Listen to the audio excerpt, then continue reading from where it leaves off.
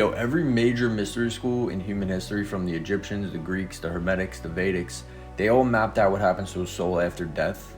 And when you line them all up next to each other, they're all describing the same exact journey, step by step. The moment a physical body dies, every tradition agrees on the first thing that happens. The soul doesn't go anywhere. It's in complete stillness. And this stillness is like a moment of clarity where the soul sees its entire life. Think of like watching a movie. All your actions, all your choices, all your moments. And there's no judgment, it's all understanding. Now the Egyptians call this the first threshold. They all have a different name for it, but it's all the same experience. Then after that comes separation. The soul begins to move through layers, and this is where the Egyptian map becomes the most detailed record that we actually have. The Egyptian underworld, the soul doesn't face punishment, it faces itself. It moves through 12 gates, 12 chambers, and each one presiding over some type of guardian. And you can't fight these guardians, you have to know them, you have to speak their hidden name.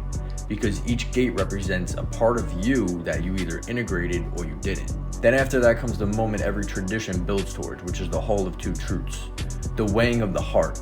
Your heart, which is everything that you carried in your life, every fear, every desire, every wound, every single act. It's placed on a scale against a feather. And it's interesting because there's a show that actually shows this entire process. It's called The Midnight Gospel. There's an episode where they do this exact thing. So that's basically the feather of truth or cosmic order. If your heart is lighter than the feather, you pass through, you continue. You move towards reunion with Source. If it's heavier, and this isn't because you're evil, it's because you never put the shit down. It's because you spend your whole life trying to accumulate with attachments, identities, fears, grudges, whatever it is, and you arrive at the scale still carrying all that. Now, all of these mystery school traditions point to the same principle. The soul arrives at death, light, they pass through. But if you arrive heavy, you return.